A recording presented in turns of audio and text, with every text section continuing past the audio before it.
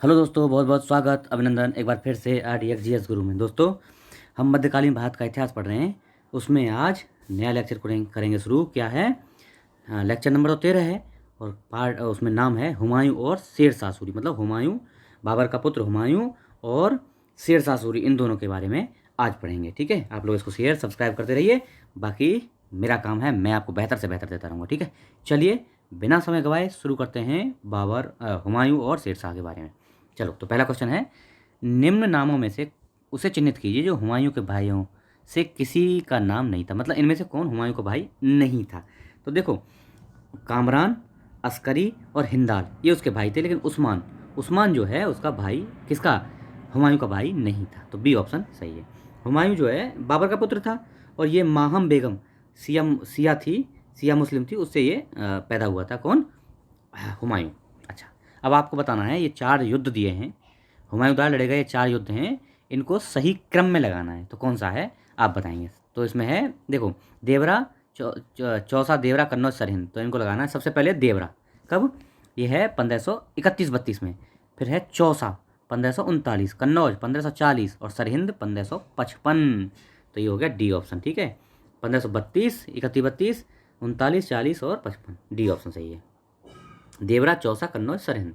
आ रहते हैं, फरीद जो बाद में शेर शाह सूरी बना ने कहाँ से शिक्षा प्राप्त की? तो भैया उस टाइम पे शिक्षा के लिए मशहूर था कौन? जौनपुर। तो जौनपुर से शिक्षा की प्राप्त की थी किसने? फरीद ने, जिसका आगे शेर शाह सूरी के नाम से शासन किया इसने। सी ऑप्शन सही है।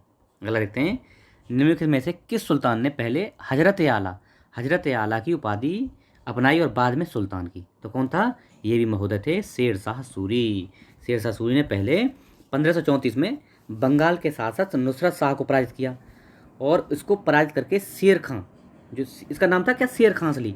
शेर खां ने हजरत आला की उपाधि धारण की और 1539 में चौसा के युद्ध में हुमायूं को पराजित करने के बाद उसने बादशाह की उपाधि धारण की, है ना, और अपने नाम का खुतबा पढ़वाया और सिक्का चलवाया उसने। सी ऑप्शन सही है। अगला, शेर शाह सूरी द्वारा किए गए सुधारों में सम्मिलित थे। कौन कौन सुधार उसने किए? तो भैया राजस्व सुधार किया, प्रशासनिक सुधार किया, सैनिक सुधार किया और करेंसी सुधार किया। यानी कि कौन से? चारों ही सुधार किए। उपयुक्त डी, यानी डी ऑप्शन इज सही है। सभी सुधार उसने किए। अब देखो, सभी सुधारों के बारे में थोड़ा थोड़ा जान लेते हैं। राजस्व सुधार के बारे में उसने कृषकों को सुखी रखने का प्रयत्न किया। उसने जो है लगान व्यवस्था मुख्य रूप से रैयतवाड़ी चलाई, मतलब रैयतवाड़ी लगान व्यवस्था की। रैयतवाड़ी मतलब सीधे किसान से ही संबंध स्थापित किया। सीधे रैयत मतलब किसान, किसान से ही लगान लिया जाता था। ये तो हो गई लगान व्यवस्था। प्रशासनिक व्यवस्था में उसने क्या किया? उसने पूरे साम्राज्य को 47 सरकारों में विभाजित कर दिया और बंगाल के सूबे के लिए एक अलग प्रकार की व्यवस्था की। संपूर्ण सूबे को, कौन से? बंगाल को 19 भागों में विभाजित कर दिया। बंगाल वाले सूबे को 19 भागों और पूरे राज्य को 47 भागों में विभाजित किया। प्रत्येक सरकार मतलब राज्य होता था, ये डिस्ट्रिक्ट, राज्य नहीं डिस्ट्रिक्ट। प्रत्येक सरकार को एक सैनिक अधिकारी जिसका नाम होता था सिकदार नियुक्त कर दिया और उसकी सहायता के लिए गैर सैनिक अधिकारी अमीर बंगाल की नियुक्ति की। तो इस तरह से उसने प्रशासन चलाया। बाकी सैनिक सुधार में उसने क्या किया? सैनिक सुधार ने उसमें अलाउद्दीन की जो नीतियाँ थी उन्हीं को आगे बढ़ाया। उसने घोड़ों को दागने की प्रथा जो अलाउद्दीन खिलजी ने चलाई थी उसको आगे बढ़ाया और सैनिकों का हुलिया लिखने की प्रथा ये इसने ही चलाई थी। तो सैनिकों का हुलिया मतलब इस तरह का, इतना बड़ा है, इतना हाइट है, इतनी चौड़ाई है, ऐसे करेंगे, ये सब उसने ही शुरू किया, जिससे क्या है आपस में बदली ना हो जाए इसलिए। और करेंसी में क्या किया उसने? करेंसी में उसने नई मुद्राएं चलाई, रुपया चलाया। उसके बारे में जो है स्मिथ लिखता है, इतिहासकार स्मिथ लिखता है, जो उसने रुपया चलाया ना शेर शाह सूरी ने, उसके बारे में स्मिथ बोलता है कि ये जो रुपया है ब्रिटिश मुद्रा प्रणाली का आधार बना। उन्हीं ने, मतलब ब्रिटिश, उन्होंने इसी के आधार पर पैसा चलाया। और उसने कहा कि ये पुराने घिसे पिटे जो रुपये थे ना, उन सबको उसने हटा के शुद्ध सोने, चांदी और तांबे के सिक्के चलाए। उसने चांदी का रुपया चलाया और तांबे का दाम। चांदी का रुपया, रुपया मतलब चांदी का होता था और दाम होता था तांबे का। ठीक है, तो इस तरह के सुधार किए। ठीक है, ये आप लोग सुन लेना बस, आप ऑप्शन आएगा तुरंत लगा दोगे। ठीक है, अगला क्वेश्चन है, दिल्ली सल्तनत के पराभव के उपरांत, खत्म होने के बाद, किस शासक द्वारा स्वर्ण मुद्रा का प्रचलन किया? तो इसमें देखो, इसमें है हुमायूं। जब दिल्ली सल्तनत खत्म हो जाती है तो सबसे पहले हुमायूं द्वारा, क्योंकि शेरशाह ने भी चलाई स्वर्ण मुद्रा, लेकिन हुमायूं शेरशाह से पहले चलाता है, इसलिए सल्तनत के बाद हुमायूं ने चलाया। ठीक है, हुमायूं द्वारा सबसे पहले चलाई गई। ठीक, बी ऑप्शन सही है। अगला, हुमायूं ने चुनार दुर्ग पर प्रथम बार आक्रमण किया। तो चुनार दुर्ग पर कब किया? वही वाला बेदरा का युद्ध बताया था मैंने, 1531-32 में इसने चुनार युद्ध पर आक्रमण किया था। ठीक है, अगला, निम्नलिखित घटनाओं पर विचार कीजिए, उन्हें कलानुक्रम लगाना है, कला है ना, पहले क्या हुआ बाद में क्या हुआ। तो देखो इसमें सबसे पहले दोराह का युद्ध कब हुआ, 1531-32। तो सबसे पहले आ जाएगा ये, है ना, कौन सा हो गया, तो पहले वाला सबसे पहले आ जाएगा ये। उसके बाद में फिर क्या हुआ, 1539 में चौसा का युद्ध होता है, कहाँ है चौसा, हाँ ये वाला 4 आ जाएगा, फिर 1-4 है ना, 1-4 दूसरे नंबर पे आ जाएगा। फिर चौसा का युद्ध हो गया। फिर कन्नौज का युद्ध कब होता है, 1540 में होता है, तो तीसरे नंबर पे ये आ जाएगा, पहले पे ये हो गया। और सामूगढ़ का युद्ध कब होता है, 1658 में, तो चौथे पे ये आ जाएगा। तो कौन सा गया, 1-4-2-3, 1-4-2-3, 1-4-2-3, ये रहा बी ऑप्शन सही है, 1-4-2-3 ऑप्शन बी। ठीक है, दोबारा देख लेते हैं। दोराह का युद्ध, फिर उसके बाद चौसा का युद्ध, फिर कन्नौज का, फिर सामूगढ़ का 1658 सबसे लास्ट में है। ठीक है, अब अच्छा, निम्नलिखित में से किसने अपने बादशाह पति के लिए मकबरे का निर्माण करवाया है, बादशाह पति के मकबरे का निर्माण तो किसने करवाया था भैया, ये थी हाजी बेगम। हाजी बेगम ने हुमायूं के मकबरे, उसका बादशाह कौन था, हुमायूं, हुमायूं का मकबरे का निर्माण कहाँ, दीन पनाह, दीन पनाह में 1564 में करवाया हाजी बेगम ने। ठीक है, इसका जो नक्शे की बात करें तो मीरक मिर्जा गयास, मीरक मिर्जा गयास था, एक ईरानी वास्तुकार था, उसने इसका नक्शा बनाया। ये श्वेत संगमरमर से बना हुआ भारत में पहला ऐसा गुम्बद, दोहरा गुम्बद वाला मकबरा है। श्वेत संगमरमर से बना हुआ भारत का प्रथम दोहरा गुम्बद वाला मकबरा है, कौन सा, यही, कौन सा, हुमायूं का मकबरा। ठीक है, तो ऑप्शन बी हो जाएगा। अगला देखते हैं, शेरशाह के अंतर्गत तांबे के दाम और चांदी के रुपया का विनिमय दर क्या थी, मतलब किस रेशियो में, दाम, तांबे का दाम, दाम पहले, तो दाम भैया कीमत कम होगी और रुपया की ज़्यादा होगी, तो कौन सी थी, तो ये थी भैया 64:1, यानी अगर चांदी का 1 रुपया में 64 दाम खरीदे जा सकते थे, इसका मतलब ये है 64:1। ठीक है, अगला, शेरशाह सूरी की मृत्यु हुई थी कहाँ, कालिंजर के, कालिंजर के किले को जीतने के लिए जब गया था कौन, 1545 में शेरशाह कालिंजर के किले पर आक्रमण करता है, और वो क्या है वहाँ पे गोला बारूद से अटैक किया गया था। तो उसी टाइम पे अटैक के समय एक गोला जो है गलती से दीवार से टकरा के, और जहाँ गोला बारूद रखे थे शेरशाह के, उन्हीं में आके गिर गया और उसमें आग लग जाती है। आग लगने के कारण ये बादशाह भी, शेरशाह भी जल जाता है, पूरा आग जला हो जाता है। और उसी समय 12 मई 1545 को 60 वर्ष की आयु में कालिंजर में ही वो मारा जाता है। बी ऑप्शन सही है।